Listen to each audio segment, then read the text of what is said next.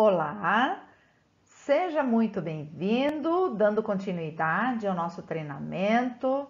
Hoje vamos falar então em boas práticas na manipulação dos alimentos propriamente dita. Esse é o nosso segundo módulo.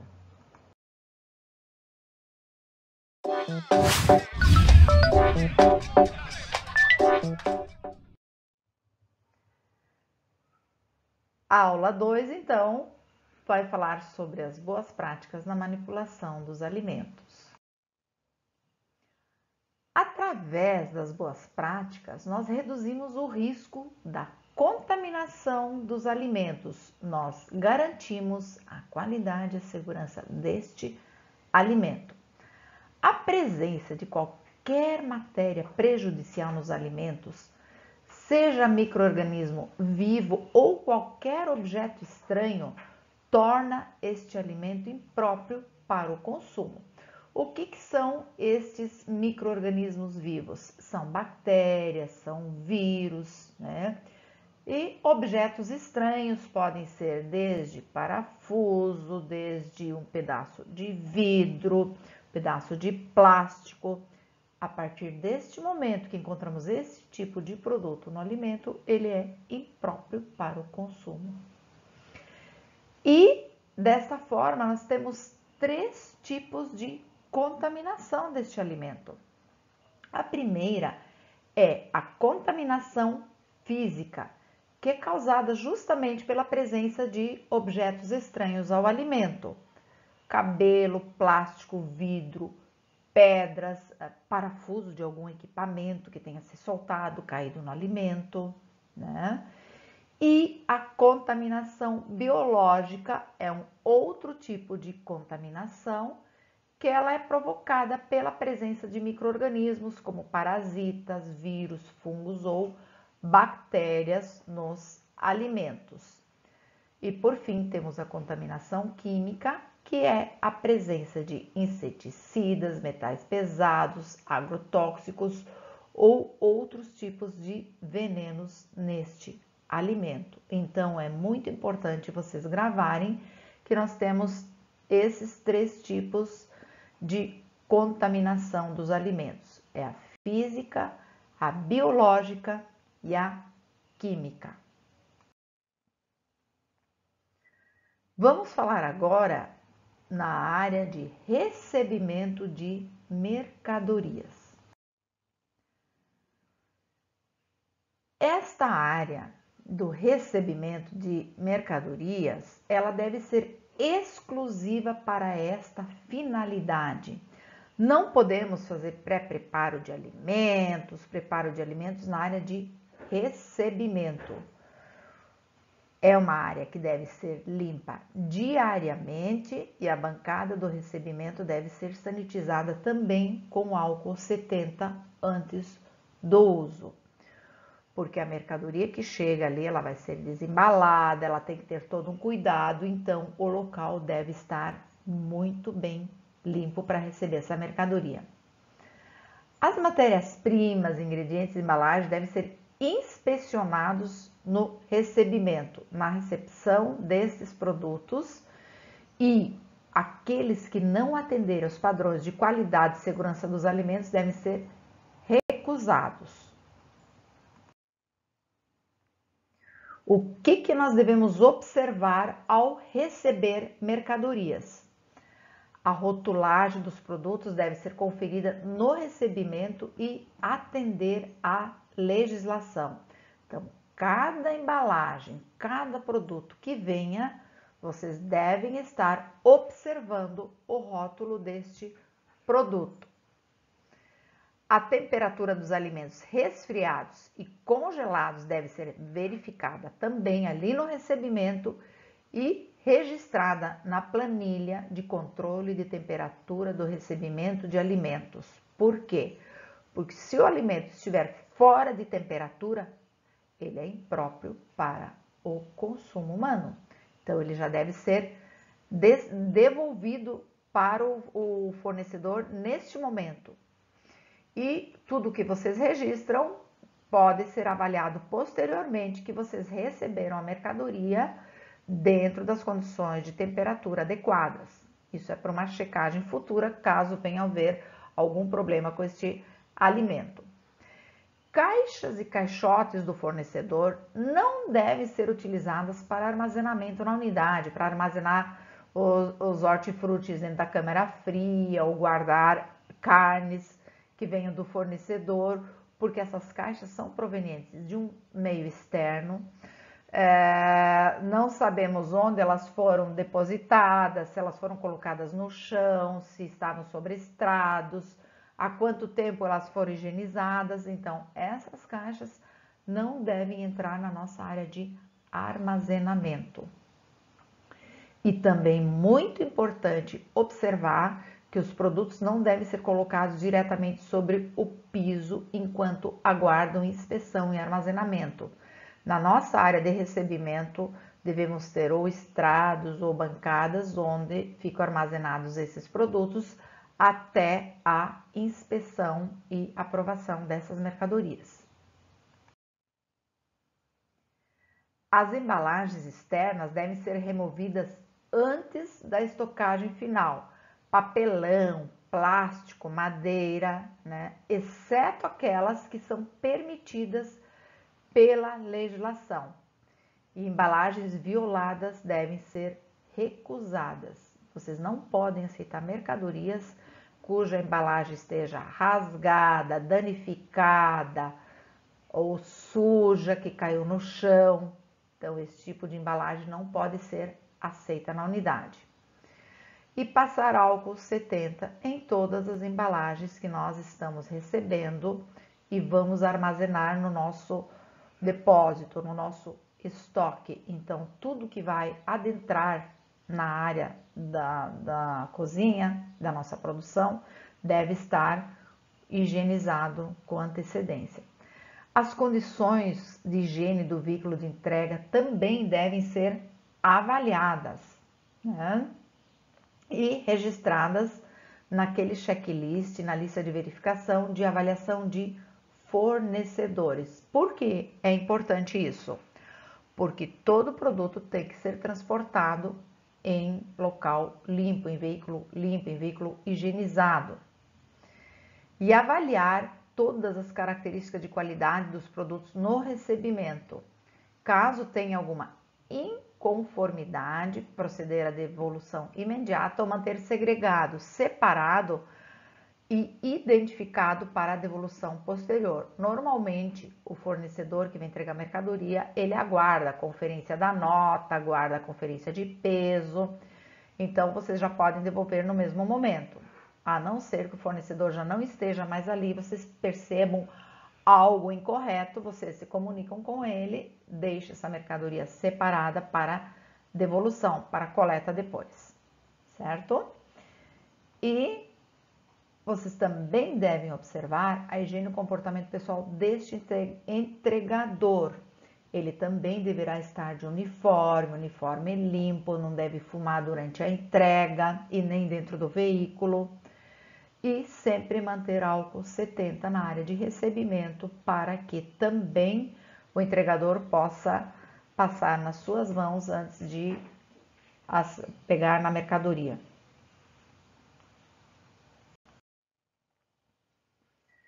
E como deve ser o armazenamento destes alimentos que nós acabamos de receber, que conferimos, que foram aprovados, agora vamos armazená-los. Como deve ser este armazenamento? Os alimentos devem ser armazenados separadamente dos materiais de limpeza, embalagens descartáveis, tanto na área de recebimento enquanto eles aguardam inspeção, bem como na área de estocagem, que deve ser exclusiva para cada grupo. Então, produtos de limpeza devem ficar lá no DML, no depósito de materiais de limpeza. Por quê? Porque eles têm odores, eles podem vazar, eles podem contaminar. Vocês lembram da contaminação química? Até no depósito pode ocorrer essa contaminação química. Por esta razão, devemos separar por categorias a estocagem dos produtos. Todos os produtos devem ser armazenados e mantidos sobre pallets, estrados, prateleiras ou estantes, jamais no piso, jamais diretamente no chão, armazenar algum produto, tá? Os pallets, estrados e prateleiras, eles devem manter uma determinada distância, né? Além de serem sanitizados e higienizados para receber a mercadoria, a distância do armazenamento deve ser a 30 centímetros do piso, a 10 centímetros das paredes e 60 centímetros do teto. Por que esta distância? Para permitir uma adequada ventilação desses produtos por baixo, por cima, atrás das paredes, para que não crie mofos, não crie bolores, não passe nenhum micro-organismo desses bolores, da umidade da parede para esses alimentos dentro do nosso estoque, dentro da nossa área de armazenamento.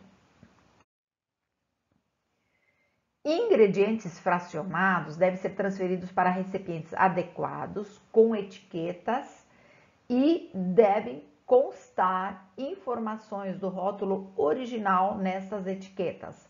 A designação do produto, o nome daquele produto, o lote, a data que vocês fracionaram esse produto e a data de validade após a abertura desse produto, porque ele perde a sua data de validade original e passa a ter a nova data de validade após aberto.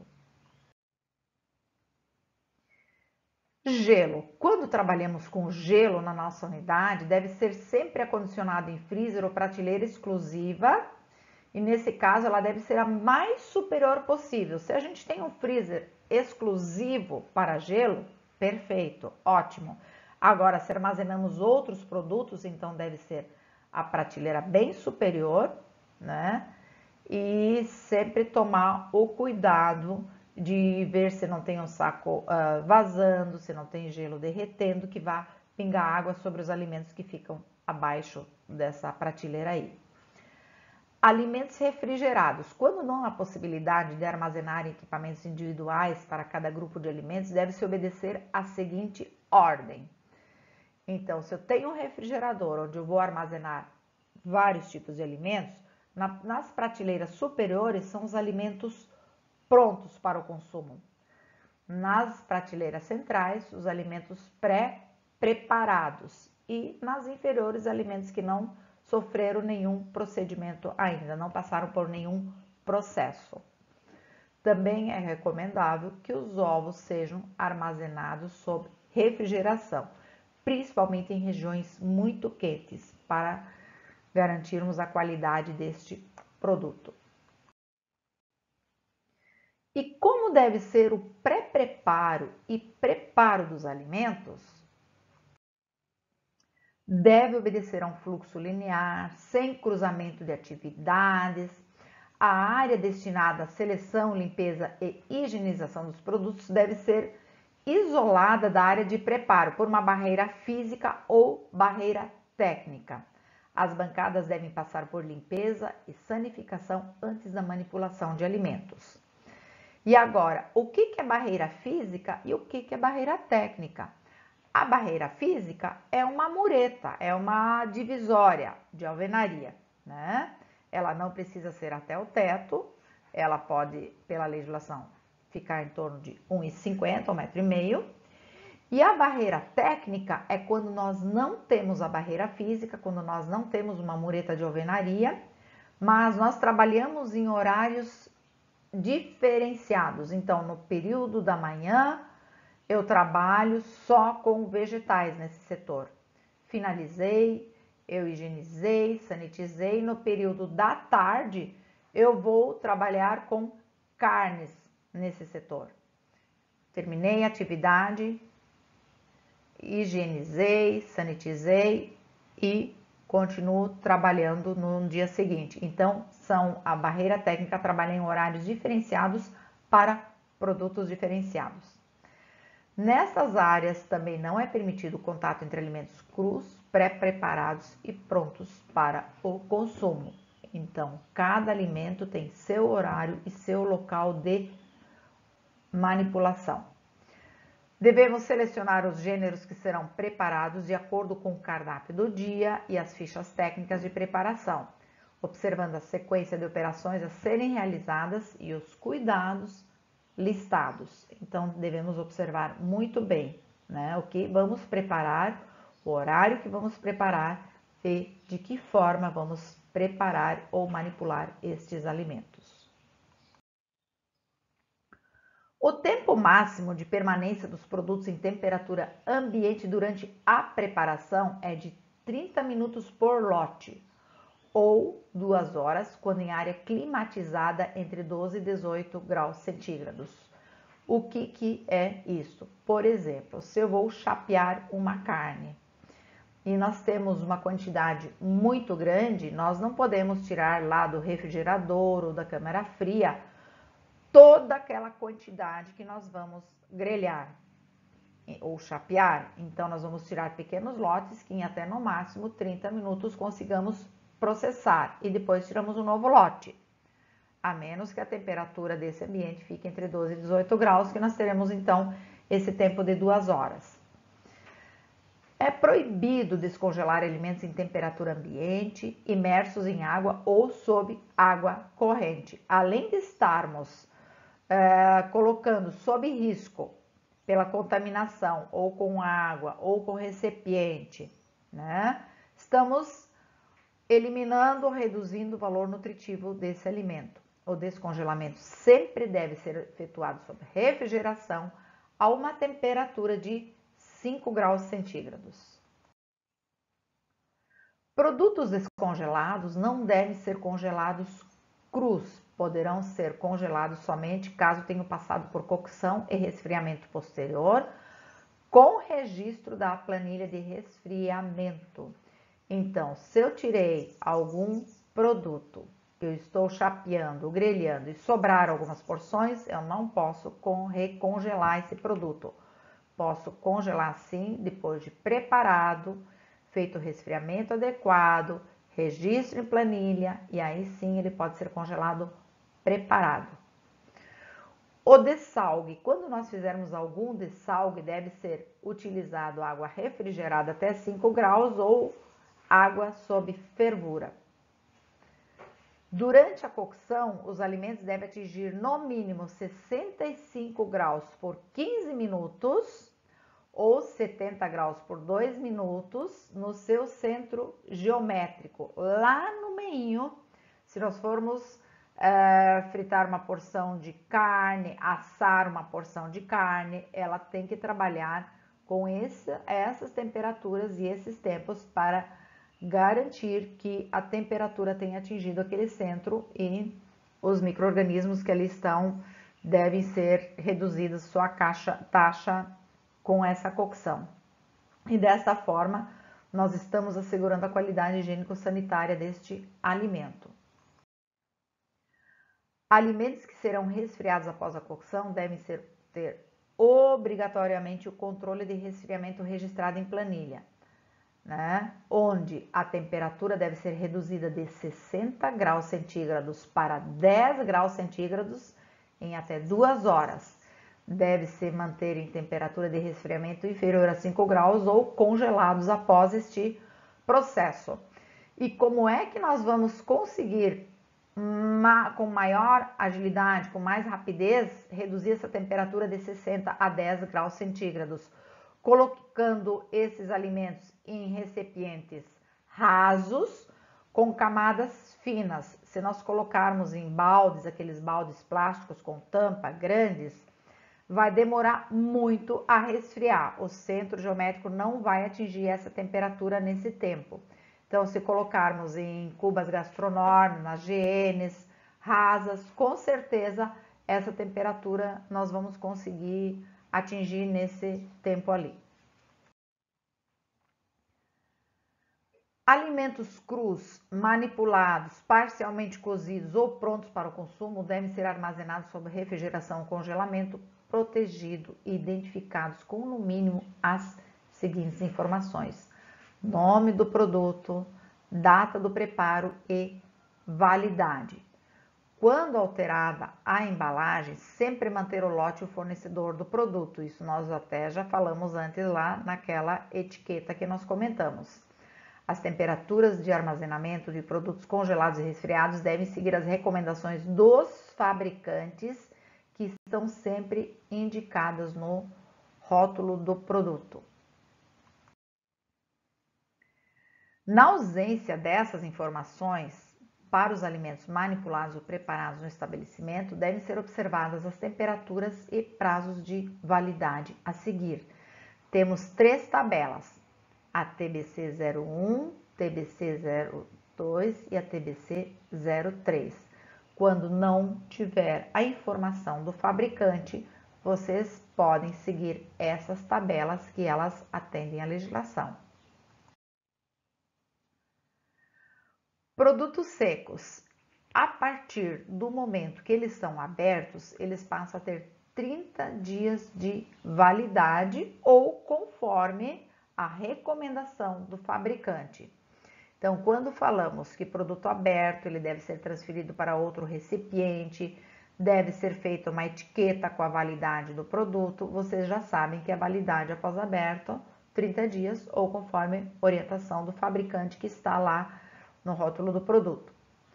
O produto que chegar congelado e passar por processo de corte ainda congelado e for embalado a vácuo porcionado, mantém a data de validade do fornecedor e deverá ser etiquetado com, no mínimo, as seguintes informações: designação do produto, data do preparo e a validade. Os gêneros industrializados também têm que ter alguns cuidados. Esses cuidados vamos ver a seguir. Gêneros industrializados: observar a data da validade, selecionando os que estão mais próximos do vencimento. Aí temos uma memorização, que é o PVPS: primeiro que vence, primeiro que sai. Então, muitas vezes nós recebemos produtos de fornecedores diferentes. Por exemplo, leite. Podemos hoje ter recebido um leite, ele está lá no nosso estoque, e na próxima semana recebermos leite de outro fornecedor, mas o prazo de validade menor. Então, quando formos armazenar o leite que veio depois, nós temos que verificar aquele leite que ainda tem estoque, qual é o prazo de vencimento dele, a validade dele. Pode que o leite que chegou hoje tenha que ser consumido antes daquele que já está no estoque. Então, sempre observar: o primeiro que vence é o primeiro que sai. Verificar se o gênero sofreu algum dano no armazenamento que tenha comprometido sua integridade, tornando-o impróprio para consumo. Então, sempre que formos tirar algum produto da área de estocagem, devemos observar se no estoque não houve algum dano, se não furou um pacote, talvez tenha caído no chão, se não rasgou, ou até se não teve algum roedor, algum inseto que tenha adentrado nessa embalagem ou danificado a embalagem. Então, mesmo que nós tenhamos armazenado com todo cuidado e íntegras, na hora de retirar deve ser observada novamente essa embalagem. Limpar com álcool 70 e pano descartável as embalagens impermeáveis e as latas para que os micro-organismos que estão na parte externa não contaminem a área de trabalho e principalmente o gênero quando a embalagem for aberta. Então, sempre limpar essas embalagens também com álcool 70 antes do uso. E os gêneros in natura.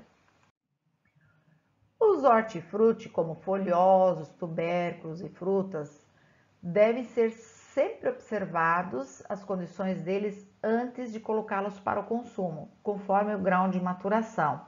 Devem ser eliminadas se houver algum sinal de deterioração deste produto. Já no recebimento, nós devemos observar como é que está a qualidade, a maturação, se não tem algum podre ali no meio. Deve ser selecionado já no recebimento e novamente antes de colocar em uso, porque às vezes essa matéria-prima fica armazenada 2, 3 dias e ela pode ir se deteriorando nesse período. Os hortifruti devem ser lavados em água corrente 1 a 1. Folhosos, frutos e frutas que serão consumidos crus e com casca, como alface, cheiro verde, pepino, pimentão, tomate, caqui, uva, maçã, devem ser higienizados em sanitizantes próprios. Para alimentos, esses sanitizantes devem ser regularizados na Anvisa e utilizados na diluição recomendada pelo fabricante. E a ordem de consumo desses produtos segue a seguinte orientação. PEPS é o primeiro que entra, o primeiro que sai. Por exemplo, nós recebemos um tomate há 3 dias atrás. Amanhã nós vamos receber mais tomate. Nós ainda temos o tomate de 3 dias atrás. Possivelmente ele está bem mais maduro do que o tomate que está entrando hoje. Então, neste caso, é o primeiro que entrou, é o primeiro que irá sair. O mesmo vale para os folhosos, para frutas. Todos esses itens devemos observar entrada e saída do produto para que não ultrapasse o seu grau de maturação. Fracionar os hortifrutis o mais próximo possível do horário da distribuição para evitar perda de vitaminas, mantendo sempre cobertos, identificados e armazenados sob refrigeração. Bebidas à base de frutas e vegetais devem ser preparadas o mais próximo possível do horário de consumo e mantidos numa temperatura também adequada, inferior a 5 graus centígrados. Os ovos. Descartar aqueles ovos que apresentarem rachaduras. Sempre lembrar de observar a validade dos ovos, pois dentro da embalagem da caixa vem aquela etiqueta que está solta, mas ali tem a validade dos ovos. E quando formos utilizar os ovos, devemos lavar em água corrente 1 a 1 e higienizar com hipoclorito antes do preparo. Porém, os ovos higienizados não podem mais ser armazenados. Eles devem ser todos eles utilizados. Caso sobrarem, devem ser desprezados. Portanto, higienize somente aquela quantidade que você vai utilizar, conforme receita ou a ficha técnica da preparação. Desprezar os ovos que boiarem em água fria, pois esses ovos já não são mais próprios para o consumo. Armazenar os ovos em embalagens, caixas fechadas com tampa e deixar aquela etiqueta da validade do produto junto com eles. E, preferencialmente, armazenar sob refrigeração. Caso não consiga, evitar de armazenar grandes volumes de ovos, sempre comprar de acordo com o consumo. E mais alguns procedimentos que garantem uma produção segura de alimentos. Os utensílios devem ser próprios para cada setor, manter eles protegidos, né, quando não estão em uso. Então, aqui estão as nossas famosas tábuas coloridas e cada cor identifica um tipo de alimento. Você pode ter uma placa nos setores para que as pessoas não se confundam, mas cuidado, não utilize qualquer tábua na pressa. O prejuízo pode ser grande e você pode estar transferindo micro-organismos de um alimento para outro. Então, as cores delas são justamente para evitar esse tipo de confusão. Caso você não tenha ainda as tábuas coloridas e utilize somente tábuas brancas, identifique elas de alguma forma para que cada setor tenha identificado as suas tábuas de uso e não transmita micro-organismos através delas. Facas de corte para cada tipo de alimento, separadas por setor, organizadas de modo a não perder o fio de corte, higienizadas e sanitizadas diariamente. O que quer dizer isso? Ali onde a faca tem a lâmina e o cabo, a divisão ali entre a lâmina e o cabo é o local onde esses micro-organismos se acumulam. Então, também devem ser sanitizadas esses cabos, porém não a lâmina, porque ela perde o fio. E se nós nos organizarmos e tivermos as facas de corte separadinhas para cada setor, também estaremos evitando a contaminação cruzada. Não estaremos levando as bactérias de um setor para o outro. Então, tábuas e facas de corte são utensílios, sim, que muitas vezes causam a contaminação cruzada quando não temos o devido cuidado.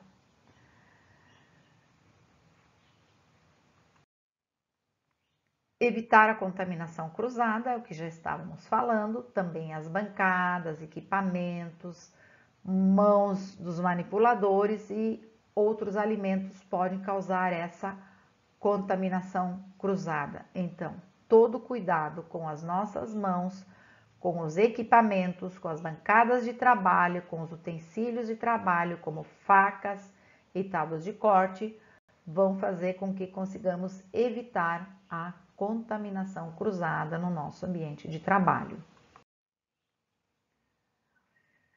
E alguns procedimentos que garantem uma produção segura de alimentos. Caixas vazadas são próprias para o armazenamento de hortifruti e devem ser higienizadas diariamente ou conforme o uso. As caixas fechadas são aquelas próprias para armazenamento de carnes. Elas devem ser lavadas e sanitizadas com álcool 70 diariamente ou conforme uso. Caixas organizadoras com tampas para armazenar utensílios de atendimento, aquelas conchas, escumadeiras, colheres, né? Podemos separar cada tipo de utensílio numa caixa organizadora com tampa, porém essa caixa ela também deve ser higienizada, porque no fundo se acumula água, resíduo de alimentos. Então, de nada adianta ter tampa, tá tudo guardado, se não higienizamos essas caixas também. E temos equipamentos facilitadores como moedor, liquidificador, processador, descascador, né? Então, as peças que são desmontáveis devem ser desmontadas, higienizadas, sanitizadas, se precisar guardar em caixas com tampa, alguma peça pequena para não se perder, ou então também cobrirmos com filme plástico para que não pousem insetos nesses equipamentos.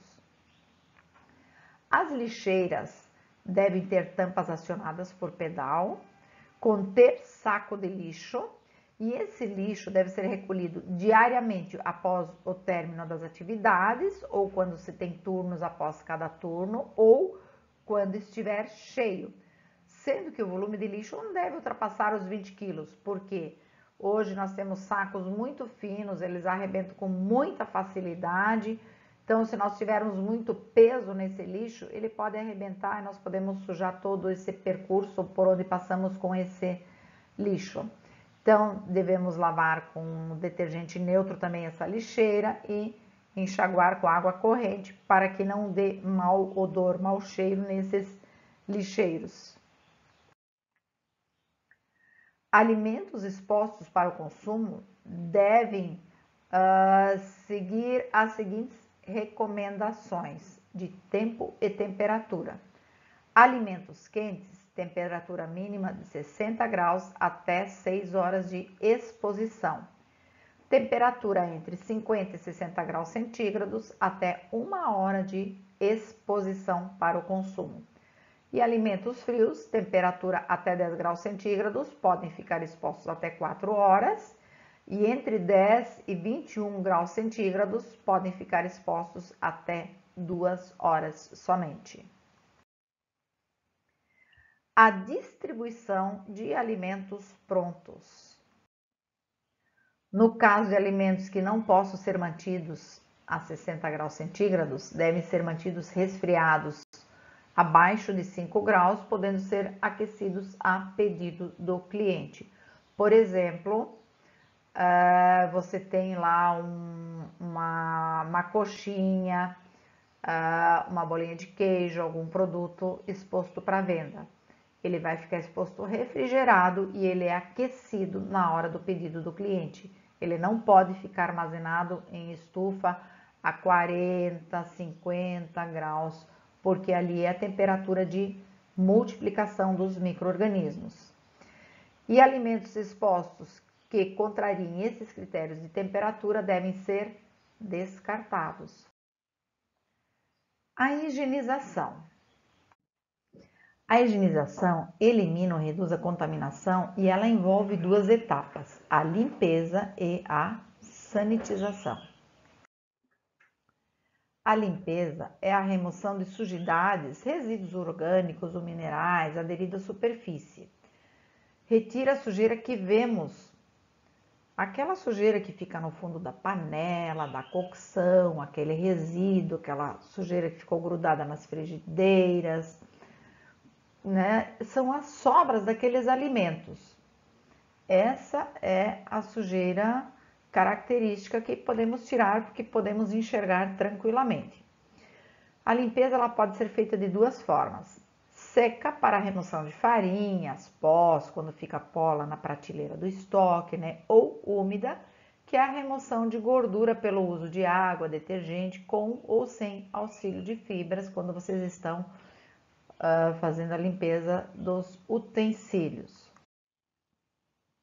A sanitização é a eliminação ou redução a níveis seguros do número de micro-organismos patogênicos ou deteriorantes, que ainda ficam presentes nessas superfícies. Nas atividades de sanitização podem ser utilizados agentes físicos ou químicos.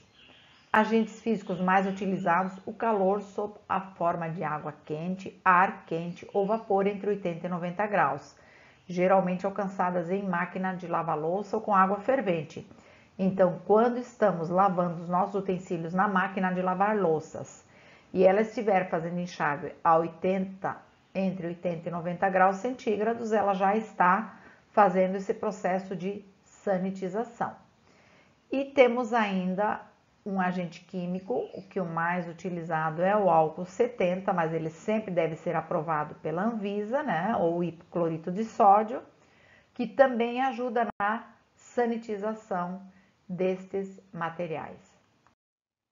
A higienização. Os detergentes utilizados na etapa de limpeza úmida, que é na lavagem dos utensílios, dos equipamentos, devem ser específicos para o tipo de sujidade a ser removida e sempre aprovados ou notificados na Anvisa ou no Ministério da Saúde. Não é permitida a utilização de sabão em pedra, detergentes domésticos, soda cáustica, desodorizantes, lã de aço, porque ela solta aquela fibra, né? Lã de aço é o antigo, famoso Bombril, né? Ou esponjas de aço. E produtos sem o devido registro no Ministério da Saúde e específicos para utilização em cozinhas profissionais. Então, não podemos comprar detergentes daquele ambulante que passa vendendo em bombona mais barata. Não podemos utilizar nenhum produto sem o registro no Ministério da Saúde ou na Anvisa. Toalhas de pano para secagem de utensílios também não são permitidas, somente as toalhas descartáveis. Todos os produtos utilizados em cozinhas profissionais devem ter laudo técnico, todos os produtos químicos, ou seja, a ficha de informação de segurança do produto químico ou a FISP. A FISP elas devem ficar arquivadas e também expostas para rápida consulta em caso de algum acidente com o produto químico e deve ser de conhecimento de toda a equipe. Então, quem cuida, quem é o administrador desse local, deve ter em seu escritório armazenadas essas FISPs e elas também devem estar expostas para consulta em caso de algum incidente ou acidente com produto químico. Todos devem conhecer essas fichas de segurança desses produtos. E elas também devem estar sempre atualizadas. Se mudou um fornecedor, se mudou um produto, deve estar sempre sendo feita a atualização destas fichas. Elas devem corresponder à realidade daquele local. E quando vier algum fornecedor, vendedor oferecer um produto, a primeira coisa que vocês devem avaliar é se esse produto tem o registro no Ministério da Saúde ou na Anvisa e se tem a ficha de segurança do produto. Caso contrário, nem façam orçamento, nem avaliem o produto e nem façam teste com o produto. A higiene dos utensílios e equipamentos, muito importante que eles sejam guardados em local limpo, seco, protegido de poeiras e de insetos e roedores ou outros animais nocivos à saúde. Então, também devemos cuidar onde estamos armazenando os nossos utensílios. Utensílios como panelas, frigideiras, as cubas gastronômicas, higienes, né? As bacias, potes, bandejas, devem ser mantidos emborcados para facilitar o escoamento de água. Normalmente nós não secamos panelas, frigideiras, cubas, então se nós deixarmos elas viradas com a boca para cima, aquele resíduo da água ali embaixo vai acumular inseto, poeira, então sempre emborcar para baixo, né? Sempre que utilizar solução clorada, deve ser respeitado o tempo de imersão indicado pelo fabricante do produto e após enxaguar, né? São as nossas tábuas de polietileno que devem ficar imersas no produto, né? E seguir essa recomendação. Ao utilizar álcool 70 para sanitizar, deixe secar naturalmente. Se você passar álcool 70 numa cuba, deixe secar naturalmente. Os talheres, copos e panelas deverão ser manuseados sempre pelos cabos, evitando tocar com as mãos nos locais onde entra em contato com os alimentos.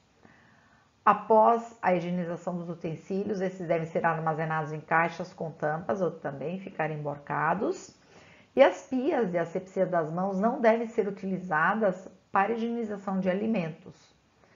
E as pias de preparo de alimentos são exclusivas para alimentos e não para higienizar as mãos. Então, cada atividade no seu local correto.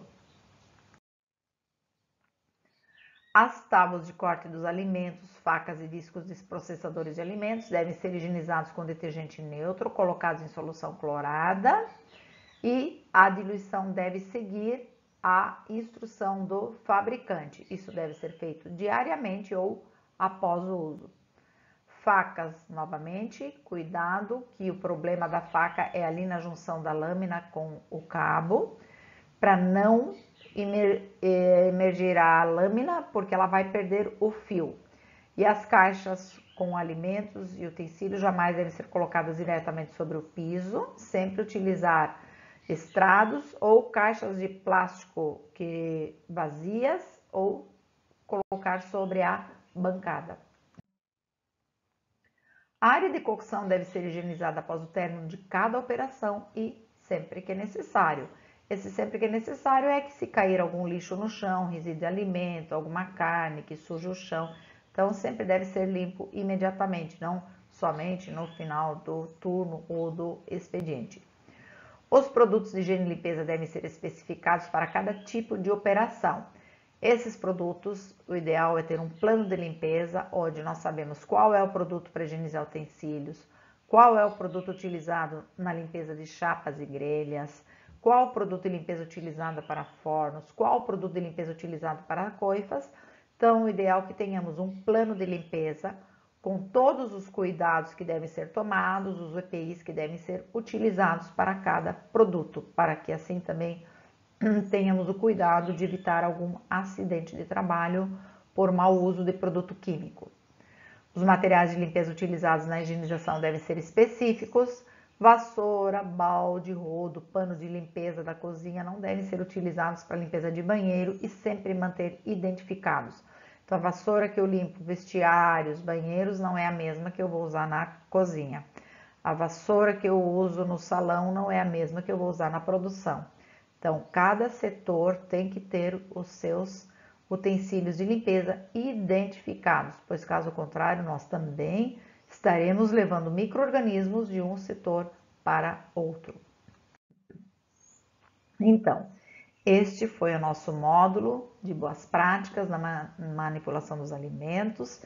Se você tiver alguma dúvida, entre em contato conosco através dos nossos canais de comunicação. Esperamos que você tenha um bom proveito desta aula e até breve.